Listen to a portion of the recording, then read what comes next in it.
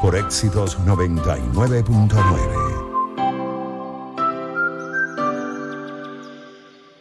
Nueve 9:24 minutos de la mañana. Este fin de semana, la reforma electoral de Andrés Manuel López Obrador sacó a cientos de miles de mexicanos a manifestar en todo el país. La concentración más grande fue en el Zócalo, en Ciudad de México, y allí están alertando sobre los riesgos que supondría esta reforma al Instituto Nacional Electoral en ese país. Para entender en qué consiste este Plan B que promueve el presidente Andrés Manuel López Obrador, tenemos en línea telefónica a Mario Carbonell, quien es periodista mexicano. Bienvenido, Mario, un gusto conversar contigo. Bienvenido. Hola, buenos días. Un gusto saludarles y a su auditorio.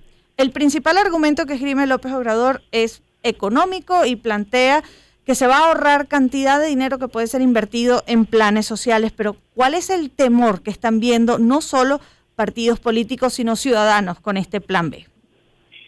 Así es, el motivo que argumenta el presidente es pues ahorrar recursos, reduciendo la estructura del Instituto Nacional Electoral para hacerlo, así dice, más eficiente, eliminar lo que él llama la burocracia dorada y en realidad lo que están interpretando, como bien comentas, no solamente los partidos de oposición, sino la propia autoridad electoral actual, es decir, el presidente del Instituto Nacional Electoral y algunos sectores de la sociedad, es que este pretendido ajuste en realidad va a minar la capacidad que tiene actualmente el instituto. ¿Por qué?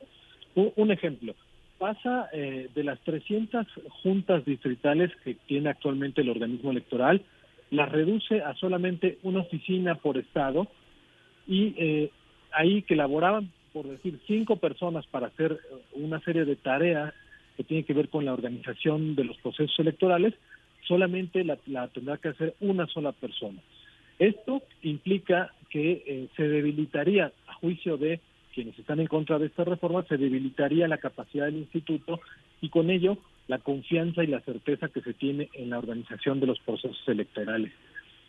¿Qué dicen quienes están en contra? Bueno, no es que nada más cuando haya elecciones opera esa estructura del instituto. Todos los que están ahí, que son miembros del Servicio Profesional Electoral y que la reforma, dicen, reduciría en un 80%, se dedican, por ejemplo, a actualizar la cartografía electoral, es decir, ver en qué municipios se van a instalar, en qué distritos se van a instalar las casillas, pedir autorización a las escuelas, por ejemplo, para instalarlas ahí, ver los cambios de domicilio de los ciudadanos que acuden a actualizar su credencial para votar, en fin, una serie de tareas que tienen que ver con no solamente durante los procesos electorales, sino permanentemente. Mario Carbonell, nuestro invitado periodista mexicano, según lo que has dicho, debilita esa capacidad y confianza que pueden tener los ciudadanos en el instituto que organiza las elecciones. Pero está previsto que el partido de López Obrador, por ejemplo, ponga a figuras fieles a su movimiento en esos cargos, ¿o es solamente reducir una estructura a prácticamente o quitarle 80% de esa estructura? Bueno, es que a la par de esta reforma, que ya a 4 leyes y una nueva ley que ya fueron aprobadas por ambas cámaras y ya se firmó para turnarse al Ejecutivo, a la par de eso está en curso, precisamente ahora, el proceso de selección de 4 nuevos consejeros del Instituto Nacional Electoral. Ese proceso es otra polémica precisamente para lo que comentas, porque pues los críticos y la oposición están teniendo temor de que en este método de selección pudiera abrirse la puerta a que llegaran personas afines al gobierno. Pero en lo que es en sí la reforma, no se plantea la llegada de afines al gobierno. Lo que el temor tiene la oposición es que al estar tan disminuida la estructura, y por ejemplo hay un aspecto que debo mencionar, es que desaparecen también los módulos del instituto y estos centros donde van los ciudadanos a dar su información personal para estar en el padrón electoral. Algunos de esos centros podrían, de acuerdo con la reforma, estar en algunas dependencias públicas, es decir, oficinas de gobierno, con lo cual, advierten los críticos, la información de los electores estarían de nueva cuenta en manos de oficinas de gobierno y no en un organismo independiente, autónomo, y ahí también indican que pudiera haber un riesgo de control por parte del gobierno y del partido en el poder de toda esta información de los votantes. Mario, ¿y qué pasa con el financiamiento de los partidos en campañas electorales? ¿Se ven afectados por esta reforma?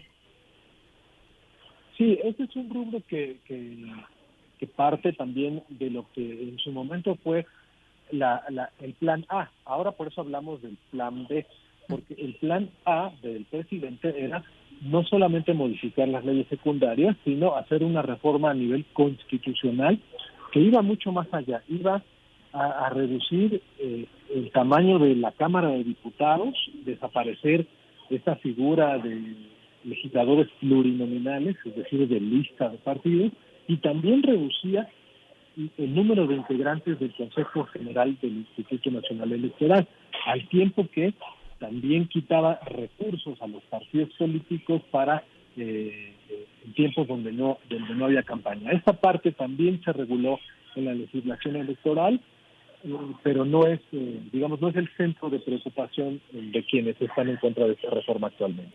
Ahora, ¿y las próximas elecciones por las que quizás la gente pueda temer con esta reforma serían cuándo? Acabamos de pasar por 2 procesos electorales a nivel estatal. Se renovaron 2 gubernaturas, la de Coahuila y la de... Ahora sí, pero el proceso electoral fuerte... No, perdóname. Vienen dos elecciones, justo el estado de Coahuila y el estado de México, en este 2023, corrijo. Pero la elección federal para renovar la presidencia de la República y las cámaras del Congreso son en 2024. ¿Qué pasa con esta reforma? Ocurre que ese proceso de 2024 empieza a correr formalmente en septiembre de este año. De tal suerte que esa reforma que acaba de ser aprobada ya está siendo controvertida. Ya hay impugnaciones ante la Suprema Corte de Justicia de la Nación, y el problema es que la Corte tiene que deliberar y tiene que determinar si esas reformas que se acaban de hacer son o no constitucionales antes de que empiece el próximo periodo electoral federal del 2024. ¿Por qué? Porque una vez comenzado este periodo en septiembre, ya no puede haber modificaciones a las reglas del juego electoral con las que se va a competir en 2024. Es por ello que, tienen mucha esperanza quienes se oponen a esta reforma en que los ministros de la Corte la invaliden y pudiera entonces quedar definido en las reglas del juego para 2024 tal como están ahora. Mario, y ya para despedir, el presidente López Obrador ha dicho que él no tiene intención de aspirar a la reelección. ¿Podría cambiar de opinión? ¿Es algo que se tema o existe algún impedimento legal que evite que pueda reelegirse? Actualmente la legislación vigente no permite la reelección del presidente de la República.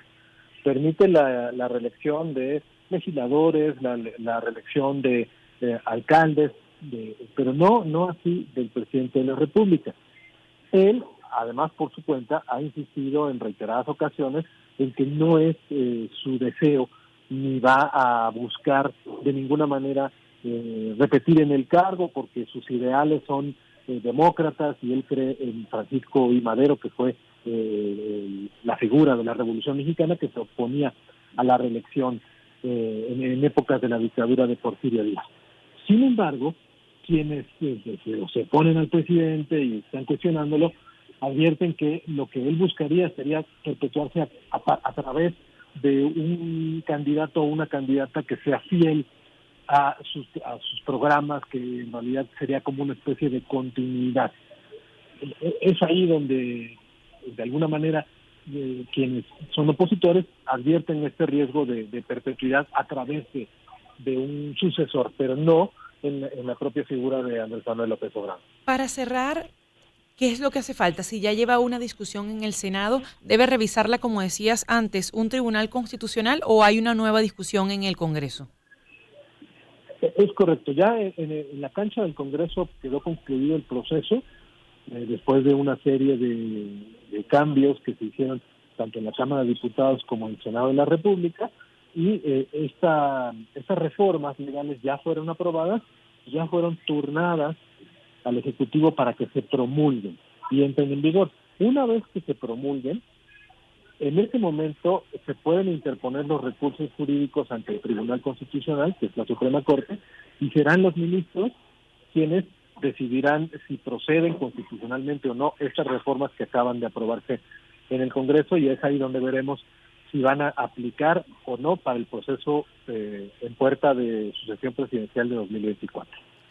Bien, muchísimas gracias por haber conversado con nosotros estos minutos en Zona Éxitos, Mario. No, al contrario, muchas gracias y espero haber podido explicarme un poco en este tema que es por momentos un poco técnico, pero que en esencia pues eso es lo que está en juego tanto de una parte como de otra. Insisto, de parte del gobierno lo que argumentan es que quienes no están a favor de esta reforma lo que buscan es mantener los privilegios, es continuar con las cosas como están para que los consejeros sigan respondiendo a los intereses particulares. En fin, es toda una polémica que sin duda seguirá dando mucho de qué hablar. Muchísimas gracias a ti, Mario, por estos minutos. Mario Carbonell es periodista mexicano y nos ha explicado en qué consiste esta reforma electoral en México, el llamado Plan B que está promoviendo Andrés Manuel López Obrador, argumentando razones económicas, pero también podría tener un impacto que está siendo percibido como una amenaza a la confianza que pueden tener los mexicanos en su sistema electoral. 9:36 de la mañana.